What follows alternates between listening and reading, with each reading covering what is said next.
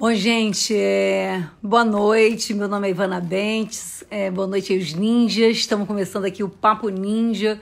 Hoje a gente vai conversar com o Jean Willis daqui a pouco. Ele já está aí esperando, né, para a gente chamar daqui a pouquinho. Vou ver se ele está chegando. Então, meu nome é Ivana Bentes, eu sou professora da Escola de Comunicação da UFRJ e a gente vai conversar aqui com o Jean Willis, que é essa figura, né, assim, extraordinária, que está fora do Brasil, exilado. E agora nós também, né? Nós estamos autoexilados e vamos encontrar o Jean para conversar sobre, enfim, sobre as questões políticas do Covid, dessa experiência, né, de confinamento, de isolamento global e de várias outras questões. O Jean é uma pessoa extraordinária e saiu do Brasil num momento muito difícil, né? E não perde essa conexão, está o tempo todo comentando, analisando.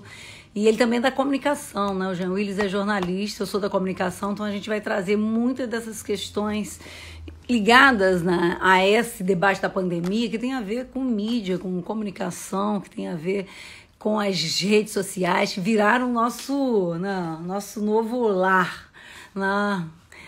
Vivo online, né? A gente vive online nesse momento em que o mundo está interditado, né? Então, tô aqui já esquentando o papo com vocês. Quem que tá aí?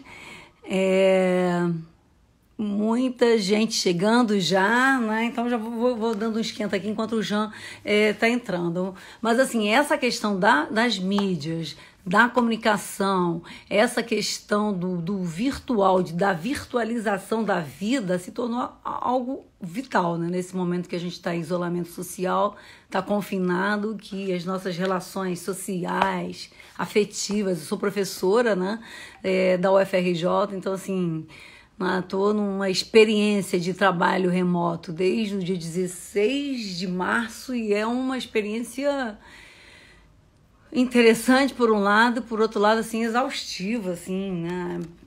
É brutal também. Mas vocês podem imaginar, a Universidade Federal do Rio de Janeiro tem 70 mil pessoas, né? A nossa comunidade de professores, de técnicos, de estudantes, né?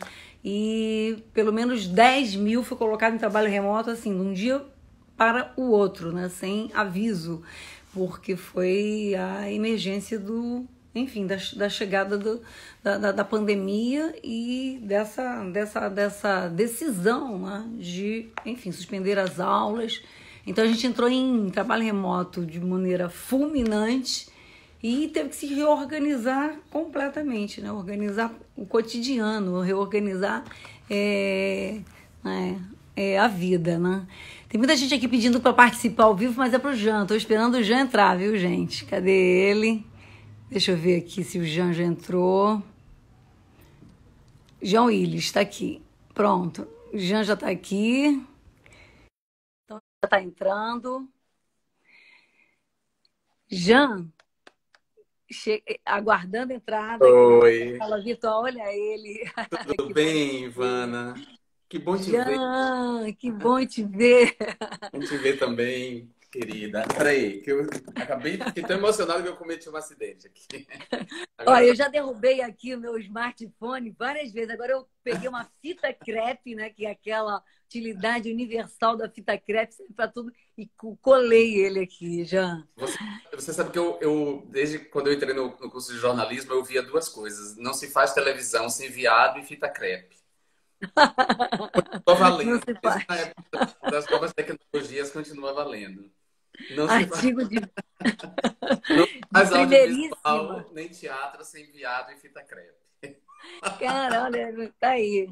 A do fita crepe eu já tinha ouvido. A da TV ainda não, mas é verdade também. Muitas outras coisas maravilhosas não se faz. Tem esses dois elementos subversivos e revolucionários. Mas, Exatamente. gente, que incrível. Ontem eu soube que você entrou lá na live da Tereza Cristina, não? O pessoal da pós-graduação que estava acompanhando ficou muito emocionado, né? Que Ah, incrível, né? Essa live mania, né? Que incrível né? Essa possibilidade da gente, enfim, criar um tipo de conexão de sociabilidade virtual. A gente vinha falando disso desde o início dos anos 2000, né? O virtual, o real. De repente, o Covid virtualizou a vida, né, Jean? Eu queria Sim, que você falasse um pouquinho, eu não vou perguntar onde você está, porque eu sei que é uma questão de segurança, né? Que você saiu do Brasil, enfim, num alto exílio. Eu estava dizendo que agora nós todos estamos não no alto exílio, né? A gente está num alto confinamento finalmente. consciente, né? Sim. É incrível. Mas eu queria que você falasse um pouco, né, para a gente começar a nossa conversa. Enquanto eu estava no esquenta, eu falei um pouco aqui da minha experiência de trabalho remoto, que a UFRJ foi jogada, né, todo mundo em trabalho remoto. Em 24 horas, a gente está reorganizando o pensamento, os fluxos de trabalho, a sociabilidade, a questão mesmo de não virar 24 horas. Né? E são Sim. experiências muito radicais, né? Enfim, a Sim. gente vai ter uma hora para conversar sobre tudo, né? Porque o tema é grande, né? Vamos. Mas eu queria começar para você falar um pouco assim, só para dizer, lembrar que você está hoje como um pesquisador convidado da Universidade de Harvard, que é uma grande honra incrível para a gente, né? Fazendo uma pesquisa sobre fake news, sobre comunicação, que é um campo extraordinário, e como eu vi lá o nome é Scholar acadêmico em risco, né? Você é um pesquisador que está em risco de vida. Sim, é o Schooled Risk. É um programa Isso. que eles têm para intelectuais, pesquisadores, pessoas que fazem ciência e que Aham. estão correndo risco. Então, o programa ele se ocupa do financiamento, por exemplo, da minha estada aqui, de custear do ponto de vista Sim, material, né, o lugar em que eu moro, o programa se ocupa disso. Mas para a universidade convidar, tem que ter uma relevância no que você faz, tem que ter claro. no conhecimento que você produz e no projeto que você propõe. E como eu propus uma investigação, um estudo acerca de um assunto que é premente para entender a contemporaneidade, né? Ainda que não seja novo, Uhum. ele é fundamental para entender a contemporaneidade, que é o fenômeno das fake news, né? Ou essa Sim. faceta que o fenômeno das fake news adquiriu na contemporaneidade, graças às novas tecnologias Sim. da comunicação e da informação.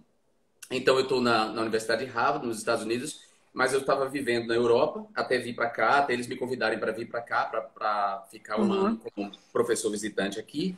Eu estava vivendo na Europa nesse exílio, que Uhum. sobrou como forma de ter uma possibilidade de continuar vivo, né, de viver, né? O Sim. exílio, para mim, ele foi a maneira que eu encontrei de continuar vivo, de trazer vida para o meu horizonte quando a vida tinha desaparecido do meu. Sim. Sobre essa questão das lives, né? Você falou da live da Tereza Cristina, é uma das lives mais divertidas. A Tereza tem feito um bem a muita gente, a Tereza Cristina. Ela e todos os artistas que estão Sim. reinventando a maneira de oferecer sua arte às pessoas, né? As pessoas que estão, principalmente aquelas que não estão sendo patrocinadas por grandes empresas, porque é impressionante a capacidade que o mercado tem de se remontar, de se organizar e de privilegiar quem Rápido. sempre rápido, de, de, Isso. de beneficiar quem sempre teve privilégio, né? Então é impressionante como artistas que já ficavam com uma fatia muito grande desse mercado estão sendo patrocinados por empresas para fazer lives, Pois é, né?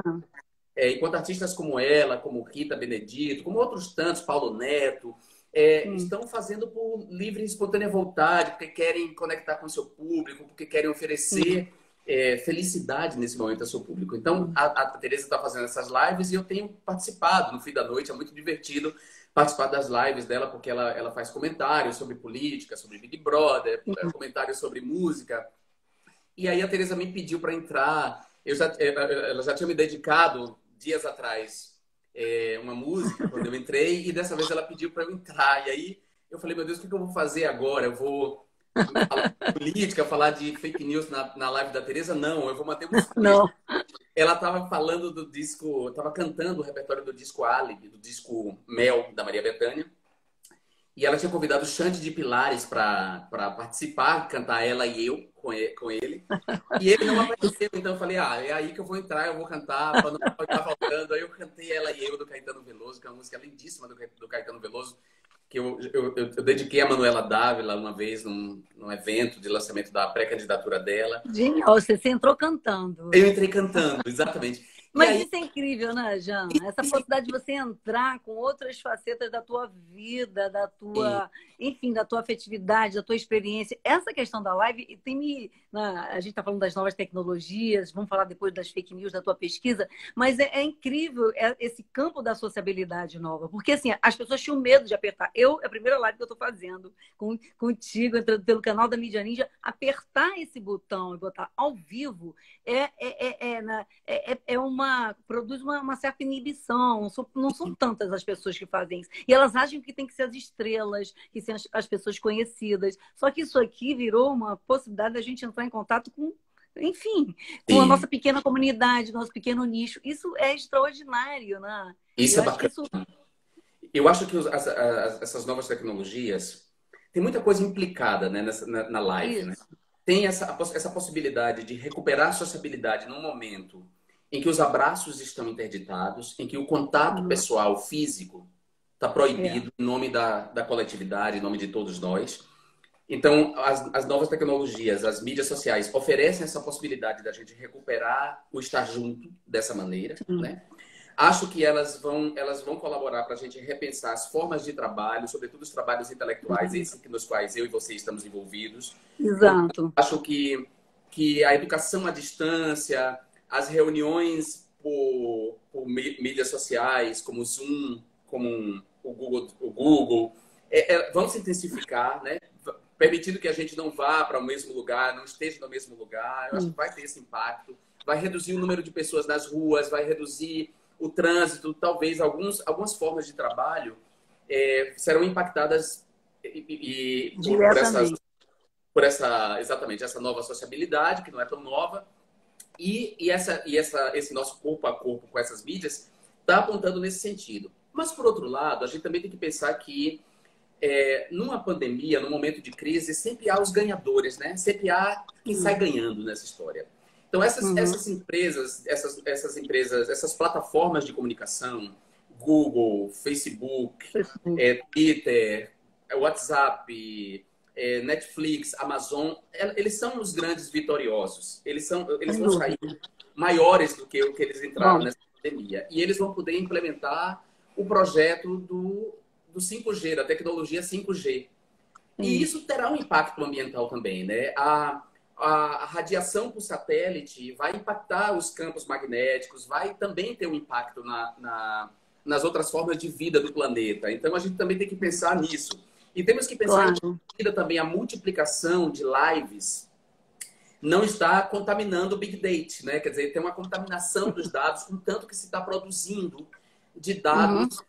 relevantes e irrelevantes, né? Quer dizer, há dados Sim. relevantes sendo produzidos e há dados irrelevantes. E também a gente tem que ficar preocupado em que medida essa datificação da vida, né? Sim. Mais que uma digitalização, uma datificação, um fornecimento de dados, vão servir para controles, para um capitalismo de vigilância. Claro. Medida, a gente também não tem que atentar para isso. Claro que eu sei que no Sim. Brasil nós temos coisas muito prementes para pensar, mas é bom a gente Claro. começar a pensar nisso também. Não, mas, Jean, assim, pegando essa questão, porque eu acho que é decisivo a gente ter esse pensamento crítico, é fundamental, porque realmente esse capitalismo de plataforma, esse capitalismo de dados é o ouro contemporâneo, é mais que petróleo, mais que tudo, né? Os dados da gente, a formação dos dados em torno da nosso desejo é o que move esse capitalismo, enfim, dos dados. Mas, assim, o que eu me pergunto muito, que eu acho que uma certa imaginação política precisa, é saber o que nós queremos desses dados, o que nós queremos dessas plataformas, das lives, dos dispositivos, né? Sim, Eu estou falando do drone, né? O drone, quando apareceu no Rio de Janeiro, foi naquela fala infeliz do Witzel, dizendo que ia para Israel comprar drone para controlar a favela, que ele queria matar cirurgicamente na cabecinha. Uma coisa sim, assustadora, terrível. Agora a gente está vendo os drones sendo usados para entregar remédio em lugares onde as pessoas estão isoladas. Ou, enfim, remédio ou outro tipo de usos visuais, né, de visualização.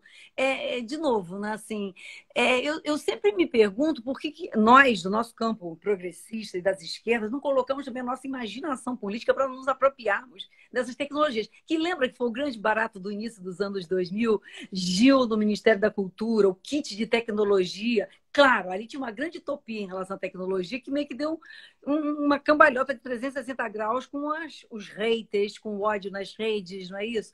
Racismo, preconceito nas redes sociais, que a gente achava que seria o grande ambiente, né? Democratizante, explosão da mídia ninja, explosão das mídias. Mas me parece, sem querer ser, digamos, né, assim, né, otimista, ainda mais nesse cenário, não dá para ser otimista, né? Quando a gente olha para a China controlando a temperatura no aeroporto, não é isso? Dados aéreos, de maneira aérea, captando seus dados, vendo onde você está indo, mandando você ir para casa, não é? Olha, está aglomerando, né? Mas como é que a gente se apropria dessas tecnologias? Porque eu estou vendo isso também, com as lives, com as ações de solidariedade, para o nosso campo, para a gente não ficar sempre também como eu digo, na retaguarda Sim.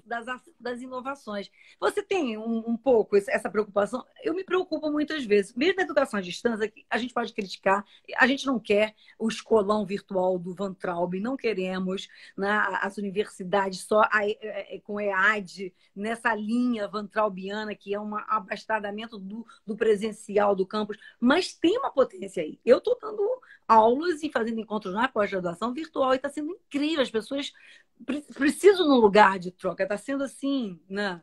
Eu queria te ouvir sobre isso, porque eu digo assim, às vezes me parece que a direita já chegou lá no YouTube, já se apropriou das mídias, estão muito atentos às tecnologias, e as esquerdas ficam um pouco nesse lugar meio sempre reativo. Eu brinco assim, gente, vamos deixar de ser esquerda analógica, né? Tá aí você, tá aí Manuela, tá aí Boulos, tá aí um pessoal maravilhoso, Freixo, né? Se apropriando da tecnologia para disputar. Eu queria te ouvir sobre isso, porque a questão das fake news, acho que ela passa um pouco por aí, né? Os Sim. bots, os robôs. Me fala dessa tua pesquisa maravilhosa para a gente entrando aí com essa provocação, não seja dos analógicos. Olha só, tu sabes que eu sou uma pessoa muito interessada em tecnologias, né? Uhum. Minha formação no ensino médio, no que corresponderia ao ensino médio, porque eu não fiz ensino médio, eu fiz Uhum. uma escola técnica, um colégio técnico da Fundação José Carvalho, foi em processamento de dados e análise de sistemas. Eu sou programador de computador. Caramba! Eu aprendi a programar em linguagem C, em linguagem em Pascal, COBOL, Olha linguagem. aí, vai acabar a live, João Willis é um hacker. Eu sempre me interessei. Eu me interesso pela comunicação. A comunicação sempre foi um campo que eu sempre acreditei que deveria ser disputado por nós desse campo que a Isso. gente convencionou chamar de esquerdas, esse campo humanista, progressista, esse campo político que quer esse mundo para todas e todos e que quer justiça social. Hum. Tanto é que eu fui pro Big Brother, hackeei a comunicação de massa, hackeei um Foi programa popular de grande audiência no país, incrível. com a minha presença. Tanto é que eu fui, talvez, um dos primeiros, se não o primeiro deputado de esquerda a Foi, usar as mídias sociais da foi. maneira como eu usei, né? Não, usar o Big Brother foi extraordinário. Na tua carreira, você Sim. hackeou o Big Brother. Tua Então, casa. depois de hackear o Big Brother, eu fui o primeiro a estar nas mídias sociais, né? Pô, Usar as mídias também. sociais como instrumento de transparência política e de estímulo da democracia participativa. Ou seja, quem começou com as lives dentro do Congresso Nacional, Você. transmitindo, fui eu. Foi, eu lembro. Fui eu que levava as pessoas para a sessão plenária. Sim, Lamentavelmente, essa iniciativa ela não foi tomada como uma iniciativa a ser generalizada pela esquerda antes da direita fazer isso, né? Quer dizer, a direita acabou fazendo isso muito mais rápido, se foi. apropriando das tecnologias, inclusive com um investimento muito grande, que a gente sabe muito bem quanto houve de Hum, investimento subterrâneo em grupos como o MBL, Vem Pra Rua, Na Rua, como eles foram financiados subterraneamente, como eles se foi. apropriaram, como esse financiamento permitiu um alcance maior de números de telefones para serem manipulados, enfim. Sabemos tudo o que se passou no Brasil. Então, eu concordo com você, eu acho que as tecnologias precisam ser disputadas, né? A gente Isso. precisa, inclusive, de especialistas nesse campo, no campo do aprendizado de Isso. máquina, no campo da construção da inteligência artificial, né? Porque por trás da inteligência artificial, por trás do aprendizado dela, há um humano. E a Isso. inteligência artificial, ela acaba reproduzindo preconceitos daqueles humanos que Isso. ensinaram elas, né? Claro. as inteligências a operar, esses algoritmos a Jean, você operar. já viu esses programas de mapeamento facial, não é isso? Que vão buscar, no carnaval usaram no Brasil, né? E eles iam em quem? Nos jovens negros das periferias. Tinha um Tá? rosto que era. Ou seja, o programa, o algoritmo, ele tem cor, ele tem gênero, né? Então, não é o algoritmo, a inteligência artificial não está neutra. Não, porque por trás da inteligência artificial tem um aprendizado de Programa máquina, um não. learning machine, que é feito Sim. por pessoas, né? Então, assim, de alguma maneira, essas tecnologias, se a gente não disputá-las, elas vão reabilitar a tese lombrosiana, a tese de Cesare Lombroso, que É fazia a isso. frenologia, o estudo dos crânios, da formação da face, para designar, para dizer que havia criminosos natos, né? Sim, E os criminosos natos eram sempre os negros, eram sempre sim. os indígenas, né? Alguém como eu, por exemplo, que tenho esse rosto retangular, barbudo como eu, só posso ser identificado como criminoso, porque tem um É verdade. aspectos árabes na minha aparência, né? Enfim. Então a gente precisa disputar, mas eu acho, Ivan, eu concordo com você, a esquerda ela está Sim, sempre na retaguarda porque ela tem muitos preconceitos com o campo da comunicação. Ela tem muitos exato. preconceitos e muitas ignorâncias em relação ao campo da comunicação, né? Então essas esquerdas precisam se atualizar nesse sentido, aprender, ouvir quem está Sim. dedicado a essas pesquisas, ouvir as pessoas que estão dedicadas a estudar o fenômeno das fake news, o fenômeno da desinformação, a estudar aprendizado de máquina, que estão envolvidos Sim. nesse estudo do aprendizado de máquina. Mineração de dados, né? Esses laboratórios de mineração de dados, a gente tem dentro da universidade, pessoal da computação, minera tudo, o perfil, a vida, o que diz, o que está dizendo sobre isso. E a gente tem visto, né, Jean, um governo de extrema direita que está usando isso, né, com extrema eficácia, né, para criar um universo paralelo, né, uma bolha. Eu li o artigo que você escreveu junto com vários cientistas e ativistas, foi publicado onde? Na Nature. Nature. É incrível, né? A Maravilhoso. mais importante revista de ciências Revista de ciência naturais do do mundo. É. mundo, do mundo. E o Charles Davis, que é um professor daqui da Universidade de Sim, Harvard, que trabalha aqui, é diretor do herbário de Harvard, junto com pessoas que foram orientandas dele e que são sim, orientandos dele, como Caio, Goya e outros tantos. A partir de uma palestra que eu dei para ele sobre fake news, o uso de fake news na gestão ambiental, a partir dessa palestra a gente construiu um artigo que foi publicado na sim. Nature, e a Nature tem digamos assim, um conselho curador, e ela só libera o que é relevante. Então, Não, é incrível. há uma relevância, né, em entender, por exemplo, as políticas predatórias do governo Bolsonaro, ambientais, as políticas predatórias ambientais com o uso das fake news, como é que ele tem utilizado Exato. as fake news e como a utilização de fake news está, de Foi. alguma maneira, corroborando essa política predatória, que é predatória não só para as vidas animais e para as espécies, para os biomas, mas, sobretudo, para as populações que vivem desses biomas, como os povos originários, os povos do Xingu, por exemplo, né, os povos indígenas. E, Então, a gente... Jean, nesse seu artigo, só tinha uma coisa incrível, que você fazia uma análise daquele do Dia do Fogo, né? Sim, É, exatamente, que foi um precursor, eu estou falando, quando o Bolsonaro estimulou naquelas as queimadas na Amazônia, óbvio que não foi só ele, tinha sim, é um conjunto, é um ecossistema predador, né, que tem sim, interesse nessa, né, na queimada, que tem interesse em, enfim, flexibilizar todas as leis ambientais. Mas ali, aquele dia do fogo, ele é precursor, estou brincando agora com o dia do Covid, né? Porque o Bolsonaro tá, criou o Covid Day, né? O dia em que ele estimula o grupo a ir para uma ação predadora que coloca todo mundo em risco, né? Seja por estimular o fim da quarentena, estimular um golpe, o AI-5, estimular uma quebra de um ecossistema que já é frágil, né? Então é sim, brilhante o artigo, porque ele faz uma análise incrível, né?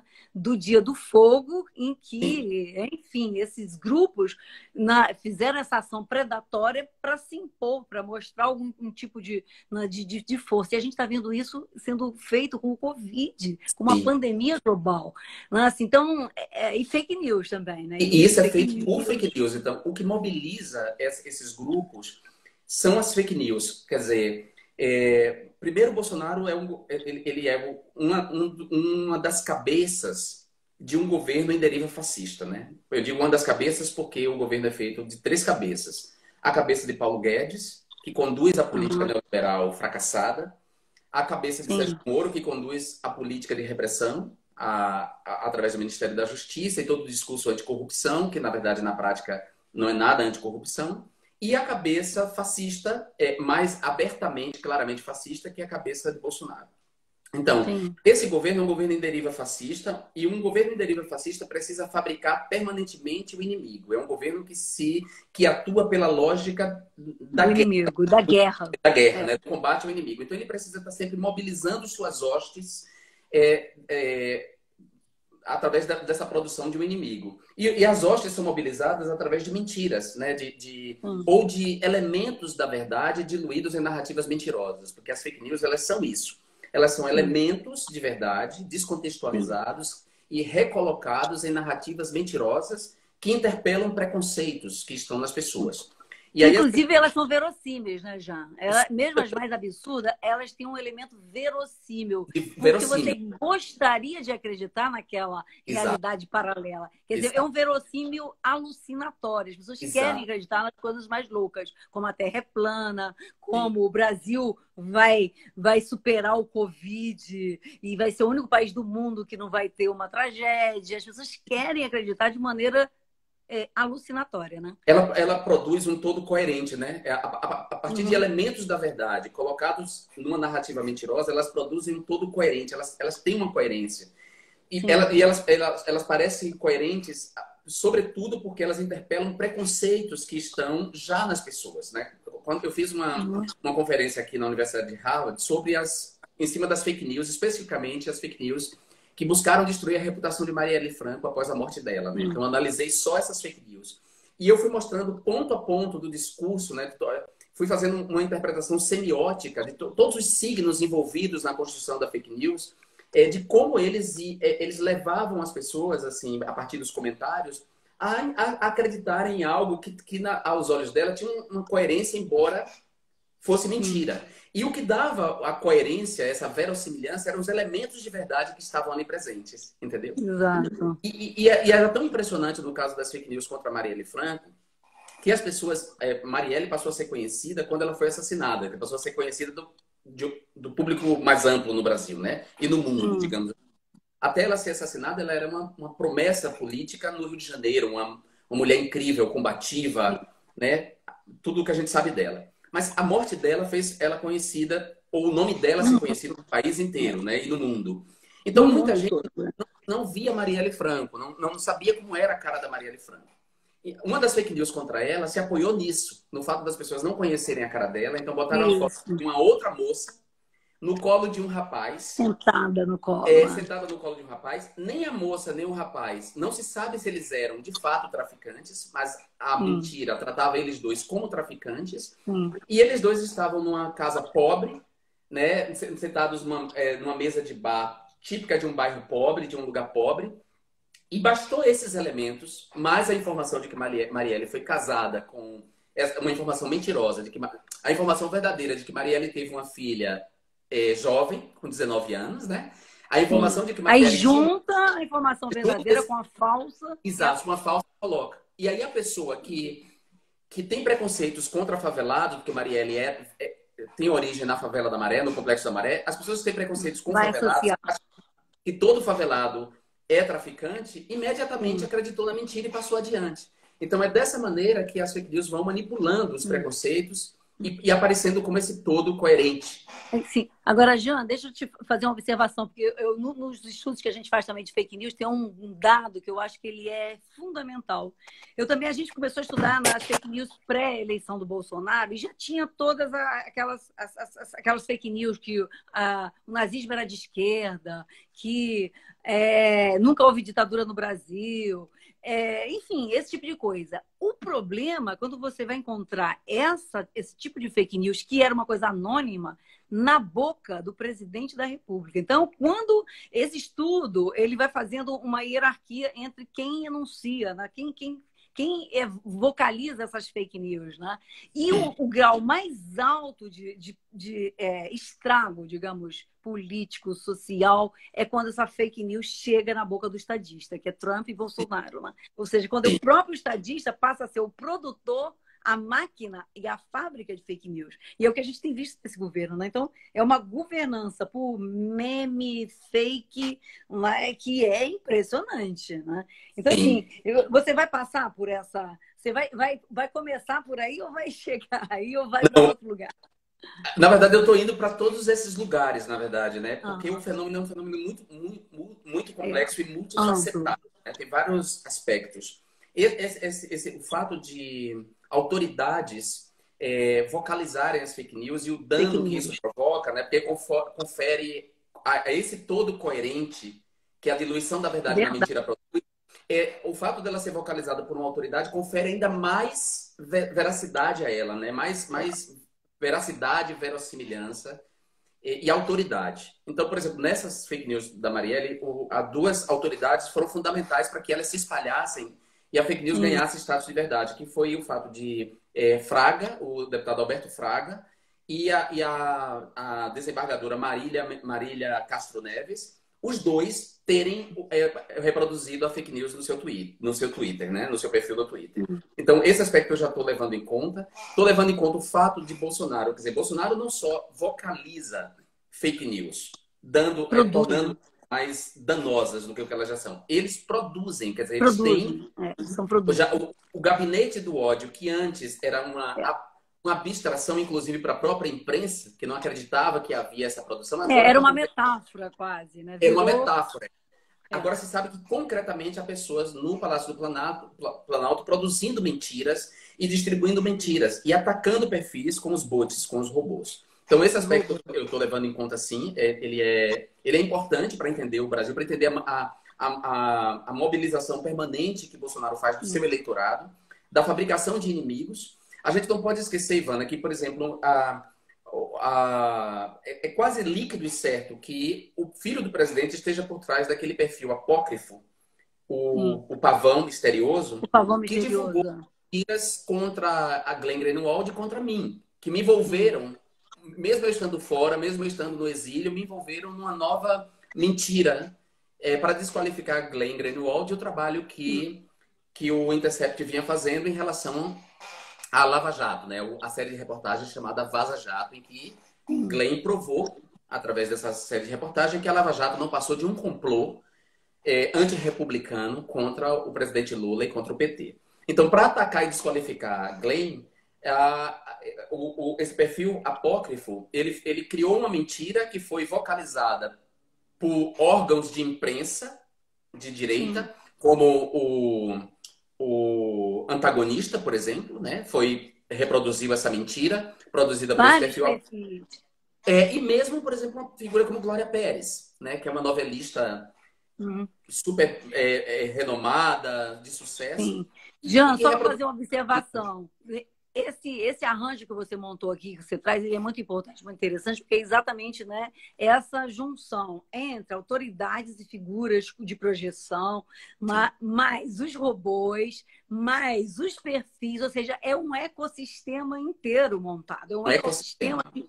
de governança, né, que funciona como a partir da máquina de fake news. Então, a gente está falando aqui de um delírio, gente, porque assim, o que me parece, Jean, é que isso vai ficar muito claro e explícito, mesmo para quem votou no Bolsonaro, com o Covid. Porque Sim. aí ele chegou num tipo de, né, de produção de fake news ou de tentativa de produção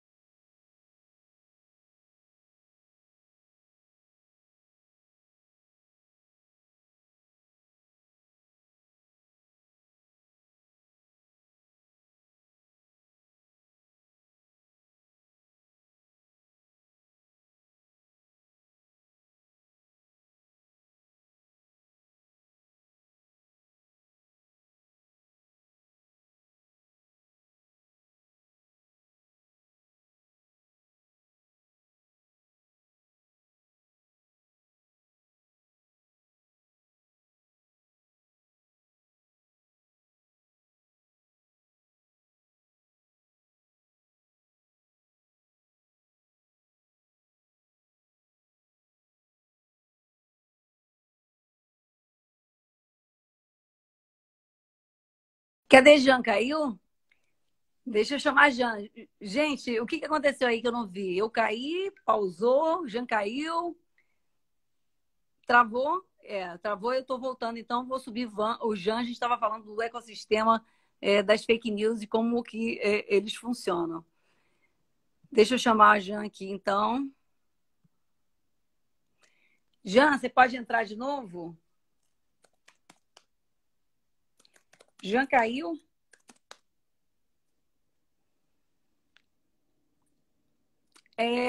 Não sei se Jean saiu. Jean caiu. Então, vou chamar o Jean de novo, gente. A gente estava ali no melhor da conversa. E eu acho que ele já traga o Jean de volta. Trago o Jean de volta em 3 minutos. Cadê ele? Não estou achando o Jean aqui. Pesquisar, Jean. Acho que ainda não voltou. Ah, tá aqui ele. Pronto.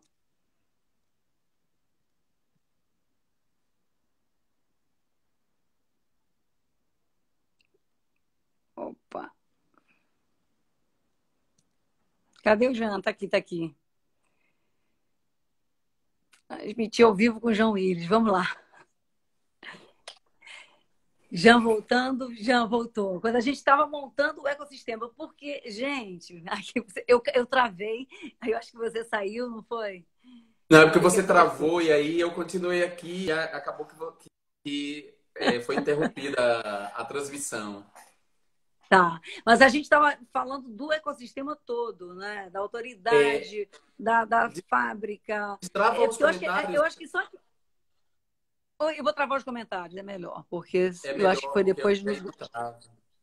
Não pesa muito, Pronto, Isso. travei os comentários, gente. Mas, enfim, a gente estava falando desse ecossistema que virou um sistema de governo, de governança. E, nesse sentido, é impressionante. Eu ia dizer que, com o Covid, talvez é o blefe mais alto do Bolsonaro, porque ele tem que criar fake news sobre um campo da saúde que é uma experiência global, que a gente está recebendo informação do mundo inteiro, né? Ou seja, é muito complicado. Então, eu tenho a impressão, já, eu queria te ouvir, porque também, né, é que nesse momento assim, cai por terra e fica claro a maneira de funcionamento desse regime de fake news e dos blefes e dessa empáfia que vai contra todos, inclusive contra os cientistas, contra o sistema de saúde. Enfim, me parece que é um blefe muito alto, que tem produzido um extremo desconforto, né, em todos. Não sei, o que você acha disso? Se esse é um momento radical desse sistema de fake news.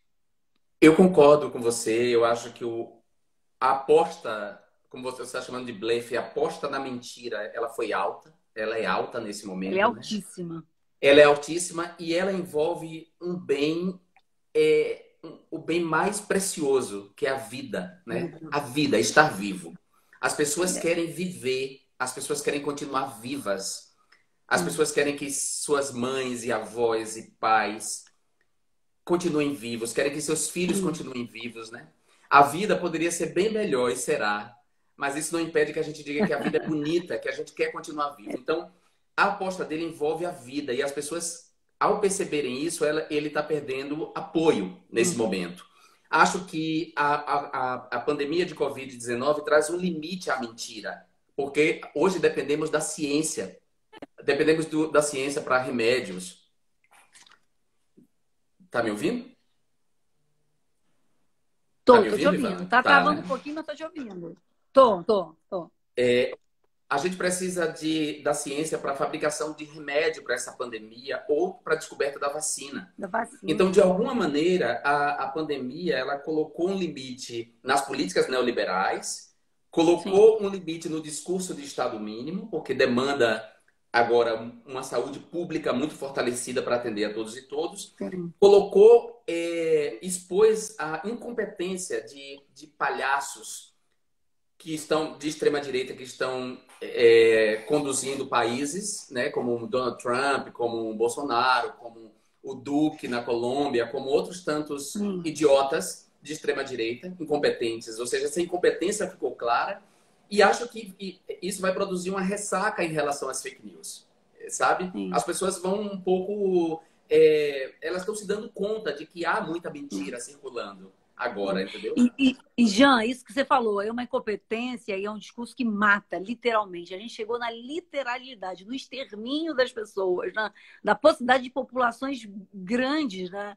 Um número grande de brasileiros morrer por conta, né, de uma irresponsabilidade política. Eu acho que isso realmente me parece que é um momento assim, né, radical. Agora, você trouxe uma questão que eu acho que seria legal, não sei se você quer continuar ainda falando dessa questão, mas assim, dos limites desse neoliberalismo, né? Porque assim, é incrível que de repente as pessoas entenderam o que é o sistema público de saúde, como é que a iniciativa privada não vai se organizar para atender uma população, que essa iniciativa privada não vai, ela vai vender serviço, né? Ou seja, ficou muito claro o que é esse público no Sistema Único de Saúde, isso foi muito explícito, né? Outra coisa, essa renda básica universal, né?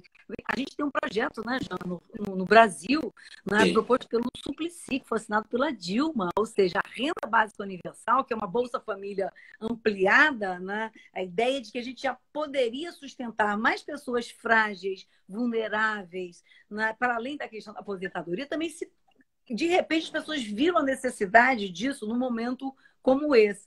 Não é incrível que assim propostas também do nosso campo, radicais, né, sonháticas, se tornem possíveis nesse momento de solidariedade? Você entende que, puxa, é possível uma parte da humanidade trabalhar e apoiar os cuidadores, os vulneráveis. Assim, eu queria que você também me falasse um pouco disso, porque eu acho que é um momento, de novo, um momento bem esquizofrênico, né? Porque a gente vê no Brasil, principalmente, esse anarcofascista, que é o Bolsonaro, que é esse louco, que parece que ele fica dando golpes, ele é uma figura estranhíssima e terrível, e ao mesmo tempo esse horizonte que ele se abre, né?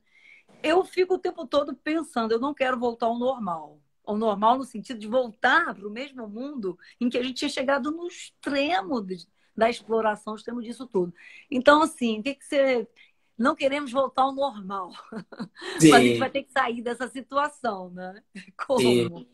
Sim, eu acho que a gente está numa encruzilhada, né? E as encruzilhadas, se a gente pensar na cosmologia das religiões de matriz africana, Uhum. as encruzilhadas são o lugar do início de um trabalho e de uma transformação na vida, né? Uhum.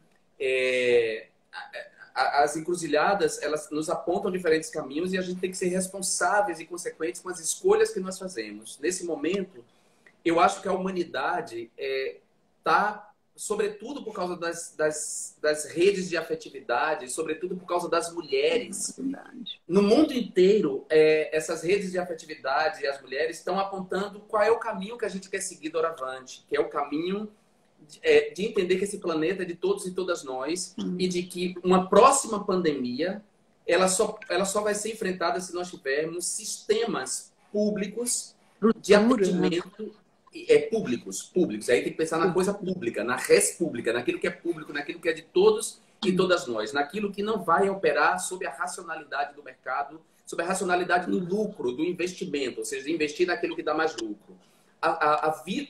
Só um sistema público de saúde pode tratar toda a vida humana como importante. Ou seja, só o Claro. sistema público não vai descartar determinados grupos sociais.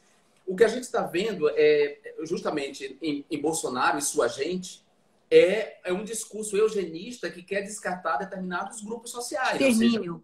extermínio. O que Bolsonaro está Deixa morrer. propondo exatamente o que ele está propondo é que, sim, Deixa morrer. deixe que os velhos morram, deixe que os É pobres isso. morram, porque alguém tem que É isso. morrer para que outros estejam confortáveis. Não, não é assim, não é É isso. terrível, né? É terrível isso. Não, e ele falou isso explicitamente, né? Não, Foi ele disse dito. isso. Como Ele foi alguém diz dito, isso, né? foi dito que ele é um genocida. Ele é um genocida que está chocando o mundo.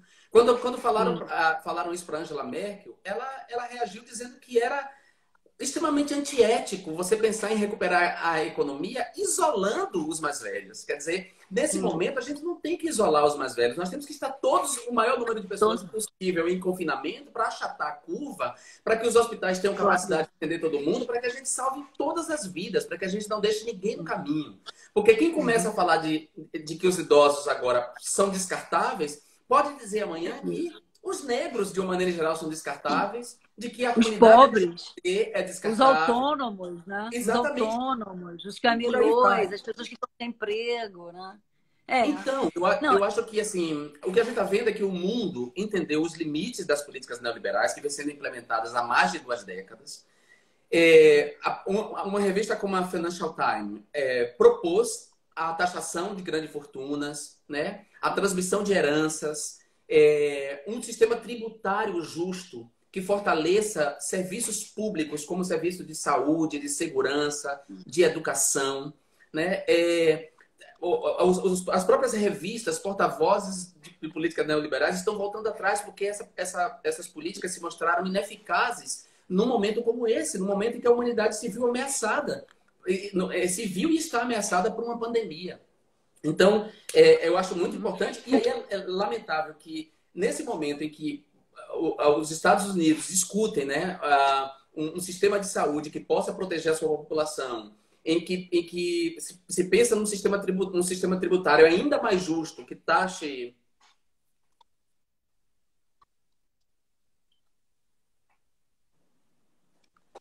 é incrível. Acho que pausou de novo. Não. Desculpa, pausou um pouquinho. Só para concluir, no momento em que os Estados Unidos. Tá me ouvindo? Tô ouvindo, tá. Tá um pouco. A tua imagem tá um pouco borrada, mas Distorcida. tô te ouvindo. Tá um pouco travado, mas a tua voz está Eu, chegando. eu A acho imagem que é. tá ruim. Agora não sei se a Eu, tua rede. Enfim, não tô vendo aqui. eu acho que é a rede. Não, não é a minha. Não. É a sua rede. A sua rede está. Eu acho que é o excesso de transmissão nesse horário. Entende? Oi? Eu acho que a sua rede está Quer voltar de com novo, a João? transmissão ruim. Se você quiser abrir uma outra live, eu A acho que minha seria tá, melhor, a minha tá boa. porque Deixa eu perguntar porque aqui. essa eu acho,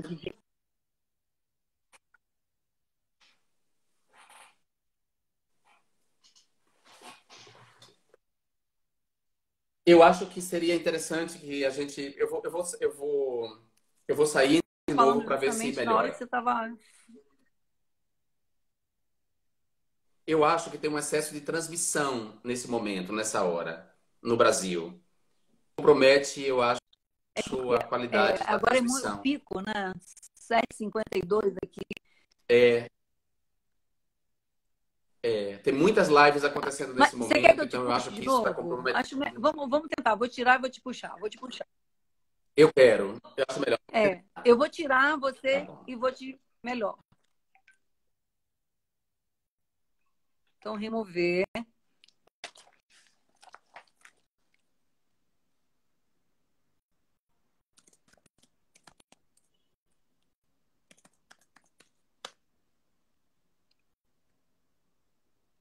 Pronto, foi. Deixa eu ver.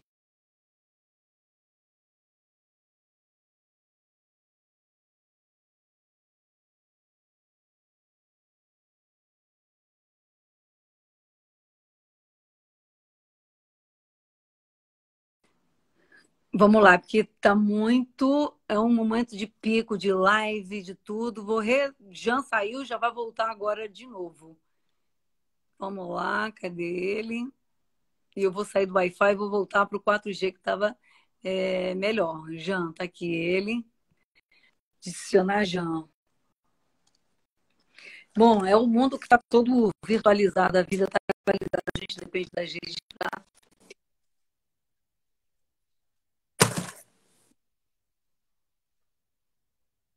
a gente continuar maravilhosa.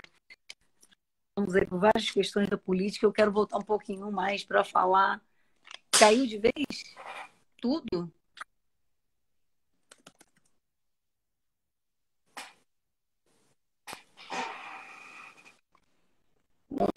Olha, eu encerro mais para falar. Vou perguntar aqui, gente. Tudo? Não consegui. Vamos lá, eu vou tentar mudar a rede rapidamente.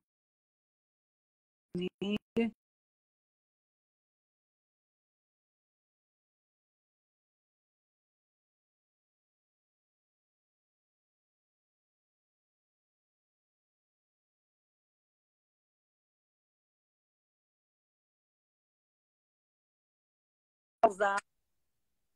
Voltei, agora eu vou chamar João Willis. Vamos lá. A gente estava falando, né? Falamos do ecossistema, Jean está aqui de novo, das fake news, falamos dessa forma de governança, falamos do anarcofascismo de Bolsonaro, e Jean está de volta. Tô de volta. Recapitulando o que a gente estava falando. Você estava falando do limite desse neoliberalismo, né, Jean? Desse momento em que é impressionante. Você viu agora os bancos se articulando, porque tem uma hora que o capital precisa do corpo vivo. Eu acho que é o limite, gente. Não existe nem... O capitalismo precisa do corpo, mesmo que exausto, do trabalhador, mesmo que explorado, mas precisa do corpo. Né? Ou seja, a morte, mesmo para o capitalismo, né? Esse corpo, o exército que pode ser matável, né? Isso tem um limite. Né? Então, assim... Mesmo para o neoliberalismo mais furioso, né, já, eu acho que se chegou no limite. E eu queria que você voltasse. E só chamar uma atenção para uma questão que você trouxe que eu acho extraordinária. O Antônio Negri fala muito dela, que é os trabalhos e as atividades ligadas ao cuidado. Quem cuida dos idosos, quem cuida das crianças, o que as mulheres sempre fizeram na casa. É isso agora, todas as casas estão... Né, saímos a pandemia nos tirou da relação Casagrande-Senzala, sabe, Jean? Nas empregadas domésticas em casa, se tratando da sua própria família, da sua própria saúde. Então, assim, a gente está numa oportunidade também muito incrível, né? De fazer essa reflexão do limite desse neoliberalismo. É isso que você estava falando. E essa questão do cuidado eu acho fundamental. Existe um trabalho que é cuidar de outra pessoa. Ou seja, as pessoas podem ser remuneradas para cuidar. Sim. Da casa, do idoso, né? Que é o que as mulheres sempre fizeram. Ivana, eu acho que antes do capitalismo e do capitalismo neoliberal precisar do corpo, nós temos o nosso corpo. Nós queremos esse corpo intoxicado, envenenado por produtos industrializados, por agrotóxicos, esse corpo intoxicado por mentiras, por desinformação. Esse corpo é nosso. Ele é a base da experiência subjetiva de estar vivo. E estar vivo é bacana. As pessoas querem estar vivas. Por mais que elas levem uma vida terrível, há alegrias na vida dessas pessoas e tal. Então, essa vontade de estar vivo, essa vontade de superar a aniquilação que a pandemia trouxe, está pressionando os sistemas políticos, está pressionando as instituições financeiras. Então, essas instituições que encarnam a política neoliberal e os sistemas políticos que sustentam se viram pressionados por pessoas, se viram pressionadas por corpos, por gente que está perdendo seus familiares. E então, esse limite ficou claro, e por isso mesmo a imprensa que vocalizou as políticas neoliberais está voltando atrás e dizendo, olha, não, elas não dão conta no momento de pandemia. No momento em que a humanidade e que os humanos se veem ameaçados em extinção por causa de uma catástrofe como essa pandemia, como um coronavírus, essas políticas não dão conta. Então é preciso repensar, é preciso pensar o papel do Estado, o papel da colaboração internacional, inclusive, né? Porque uma vez que as pessoas estão circulando mais, uma vez que mercadorias estão circulando mais, que há mais trocas reais e simbólicas, é preciso pensar em sistemas colaborativos, inclusive, também. E aí, eu acho que há essa pressão, e por isso ficou tão evidente o fracasso, e por isso a aposta do bolsonarismo na morte, na necropolítica, ele é uma aposta alta, né? É um blefe alto. De uma parte. Que custa muitas vidas. Por isso torna a aposta dele muito alta, torna insensata, torna um delírio. Monstruosa, exatamente, aos olhos do mundo. Acho que é justamente por causa dessa vontade de viver, dessa vontade que está em todos nós, essa pulsão de vida, que, de uma maneira intuitiva, as sociedades estão se organizando para ajudar, para uns ajudar aos outros. Né? Eu estava falando agora numa live com a Marcela. Ela disse para mim, se cuide. Muita gente tem dito isso para mim. E eu sempre quando alguém me diz se cuide, eu respondo com cuidemos uns dos outros. Eu estou escrevendo um texto sobre isso, sobre que lindo. O papel da linguagem, porque não se trata de um salve-se quem puder. Não adianta, ninguém vai se salvar sozinho. Exato, não é um salve-se quem puder, não é assim, se cuide aí. Não, cuidemos Exato. uns dos outros nesse momento. Nunca o Uhum. cuidado foi tão coletivo e nunca o feminismo ensinou tanto pra gente Também. nesse sentido. É. Sabe? Como a importância do cuidado das redes de apoio, de colocar os sacos com as compras para a população de rua desse De momento, de rua. instalar pias portáteis para que eles lavem as mãos, para distribuir álcool gel, mutirões de limpeza, de distribuição de insumos de higiene. Nunca foi tão fundamental o trabalho como o do René Silva, por exemplo. Gente, o Raul Santiago, o Renê nas O Raul favelas, Santiago, impressionante. Eles exatamente. estão criando estruturas, né, Jânio, onde não Exato, tinha estrutura, através exato, dessa organização. exato. Nunca Isso assim, é o trabalho extraordinário, né? o trabalho da Casa NEM, o trabalho Casamento. do Grupo Arco-Íris, ou seja, a gente tem que criar essas redes Oi. e é isso que vai nos salvar. E aí, nesse sentido, Ivana, só para falar de como a tecnologia tem que dialogar com isso, tem que dialogar Claro. com as nossas características como Estado-nação, né? Então, por exemplo, mais que sensores de calor em lugares densamente povoados, como as favelas e periferias, o mais Uhum. importante é ouvir o que essas associações têm Propõe, a né? propor exatamente como solução para que as pessoas fiquem em casa, né? Uhum. Para como limpar as escadarias de vielas na Rocinha, que são já focos endêmicos de hanseníase e Sim. tuberculose. Há Né? muito tempo, Porque a né? luz do sol não chega, exatamente.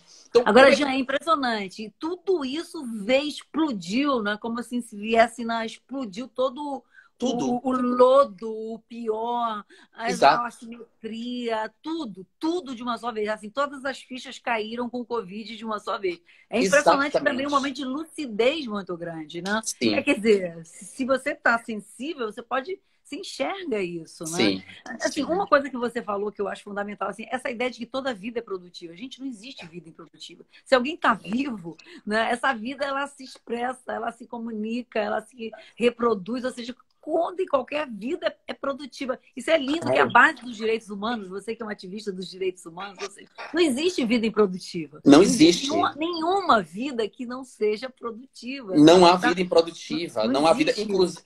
Inclusive, é a base para a gente pensar no direito dos animais, entendeu? Sim, Por que também. a gente se milita por uma agricultura familiar? Por que a gente milita por uma relação respeitosa com as demais espécies vivas? Sim. Por que a gente questiona, inclusive, os métodos da indústria alimentícia? É com base nessa Por ideia de isso. que esse planeta precisa ser compartilhado por todo mundo e precisamos encontrar soluções para os nossos problemas, como o problema da fome, da alimentação, que não sejam danosos para o planeta como um todo, que não sejam, que respeitem as demais espécies vivas, que tenham uma relação com elas que não seja a relação estabelecida até agora pelo Agora, Jean, outro agronegócio. ponto que eu acho fundamental pegando isso, né, essa questão, os recursos não são ilimitados, ou seja, a gente está dentro de um meio ambiente que ele é limitado, ele depende, não existe independência, então também esse discurso bolsonarista do Estado-nação, de autonomia, o Brasil, não existe Brasil sem essa cogestão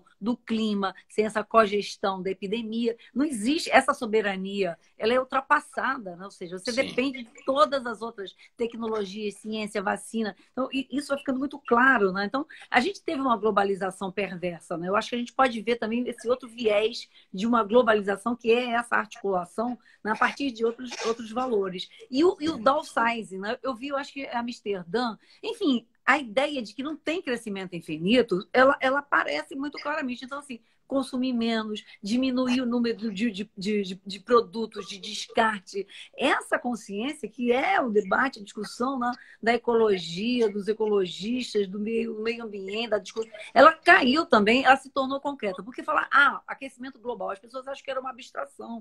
Não, mudanças climáticas, ou mudança isso, ou não, um vírus que sai do animal e chega em nós e pula por questões, enfim, da cultura humana, inclusive, né? sim, Então, assim, tudo que era abstrato virou concreto nesse momento. A gente sim. pode ver, perceber. Então, eu acho que é um momento muito importante dessa lucidez, né? Sim, Quer dizer, acho interessante você usar nesse momento lucidez, porque eu me lembrei agora dos dois livros de Saramago. Ele escreveu o Ensaio sobre a Cegueira, que cegueira é um também. livro incrível sobre uma epidemia de cegueira, né? Uma epidemia de cegueira que compromete a civilização, que compromete que compromete os laços de solidariedade, que reduz o homem a um estado de brutalidade, de barbárie. E depois ele escreveu um ensaio sobre a lucidez, que é uma recuperação. Os dois livros, um tem a ver com o outro, embora sejam histórias independentes, mas há uma relação entre eles. E aí eu acho que, assim, passado a epidemia de cegueira que o neoliberalismo tinha impingido a gente, né? Tinha impingido o mundo, os líderes do mundo, os líderes políticos, os empresários, a uma epidemia de cegueira em relação